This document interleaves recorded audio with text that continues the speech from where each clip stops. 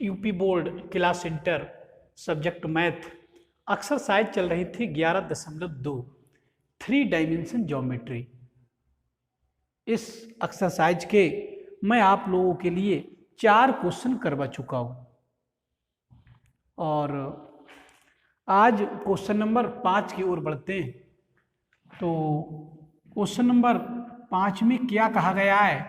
मैं पहले क्वेश्चन को पढ़ रहा हूं। तो क्वेश्चन में ये कहा गया है कि बिंदु जिसका स्थिति सदिश, एक बिंदु है उसका स्थिति सदिश दे रखा है, तो उस स्थिति सदिश के लिए ए से लिखे दे रहा हूं मैं। सदिश ए दे रखा है 2i माइनस जे और प्लस के 4k। करेक्ट, बिंदु दे रखा है जिसका स्थिति सदिश दे रखा है। कोई ए बिंदु है, मान लिया कोई ए बिंदु है, तो ए का पोजीशन वेक्टर को ओ ए से तो लिखते हैं, ओ ए, इसको मैंने सदिश ए से लिख दिया है। ठीक, एक बिंदु ए है जिसके निर्देशांक होंगे 2, -1 और 4। ठीक, तो इसका पोजीशन वेक्टर ओ ए जो होगा वो 2i माइनस जे प्लस 4k होगा, इसे मैंने ए से लिख दिया है। ये क्वेश्चन में कहा गया है। से गुजरने वाले, इस बिंदु से गुजरने वाले बस सदिश, एक सदिश और दे रखा है, इसको b से लिखे दे रहा हूं मैं। तो इसका मान दे रखा है i प्लस 2j माइनस के, i प्लस 2j माइनस के। इस बिंदु से गुजरने वाले, a से गुजरने वाले जिसका सदिश ये है, और b के समांतर कहा है, b की दिशा में। जब b की दिशा इन्होंने बताई है तो b की दिशा का मतलब है b के समांतर एक बिंदु से होकर गुजरने वाले दिए गए सदिश b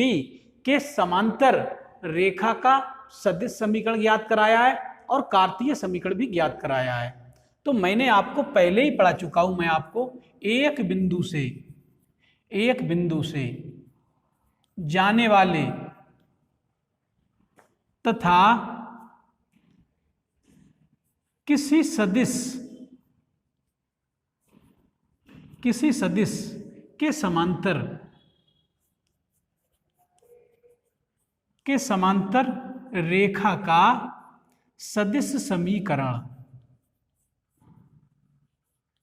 रेखा का सदिश समीकरण, एक बिंदु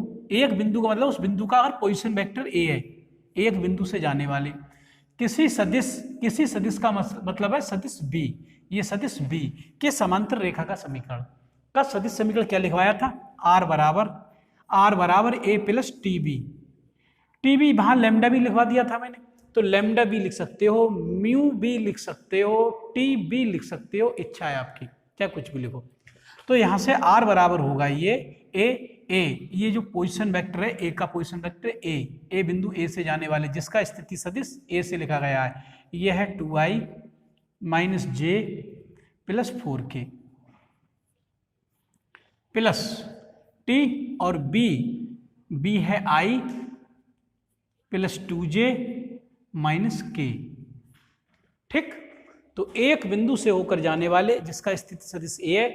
एक ऐसे सदिश के समांतर जो b के समांतर है का रेखा का जो सदिश समीकरण होता है वो ये होता है। ठीक, r बराबर a प्लस टीबी, इसमें वैल्यू लिख दी गई, ये आंसर हुआ। तो ये सदिश समीकरण आ गया। अब यही मैं कार्तीय समीकरण की बात कर रहा हूं। अगर मैं इसके कार्तीय समीकरण की बात करूं तो यहां से कार्तीय समीकरण, तो कार्तीय समीकरण क्या होता था, कार्तीय समीकरण भी लिखवा चुका हूं मैं, x माइनस x1 बटे a1 बराबर y माइनस y1, बल्कि मैंने यहाँ b से लिखवाया था उसके लिए, यहाँ से b1, चाहे कुछ भी लिख सकते हो, a b c भी लिख सकते हो, a1 b1 c1 भी लिख सकते हो, इच्छा है आपकी। तो b1 b2 से लिखे दे रहा हूँ बराबर z माइनस z2 बटे b3। ठीक है, तो ये सदिश, ये जो जिस बिंदु से गुजरता था, तो कौन से बिंदु से गुजर रहा था, ये 2 -1 4, तो यहाँ पर वैल्यू डाली जाएंगी, ये x माइनस x1 सदिश ए के जो ये लिखे हुए हैं, ये कंपोनेंट घटक अदिश घटक लिखे, ये बिंदु होता था 2 -1 4, तो यहाँ से 2 और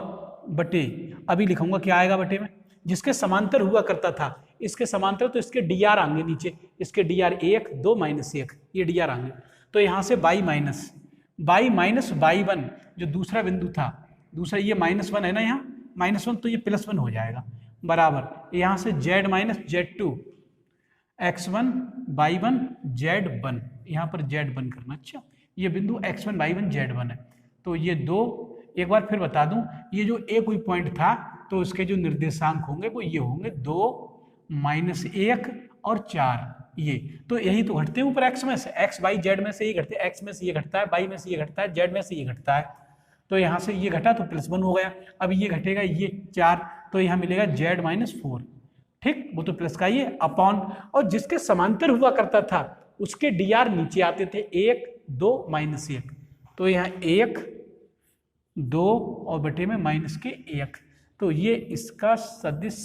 समीकरण से कार्टेशियन इक्वेशन आ गई निकल के, ठीक,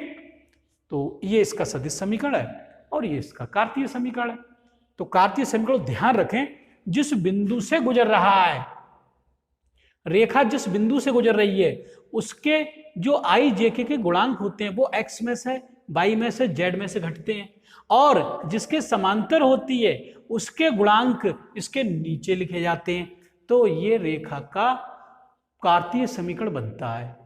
तो मैं समझता हूं अभी आप लोगों को समझ में आ जाना चाहिए, ठीक। तो इस वीडियो में इतना ही, वीडियो को लाइक कर दें, चैनल को सब्सक्राइब कर लें, और मेरे द्वारा पढ़ाई जाने वाली वीडियो को यार दोस्तों में भी शेयर कर दें, जिससे गरीब, कमजोर और वर्ग के छात्र भी इस निःशुल्क, सस्ती और मुफ्त शिक्षा से लाभान्वित हो और भविष्य में एक अच्छे गणित छात्र के रूप में जाने जा सके। इस वीडियो में इतना ही, धन्यवाद।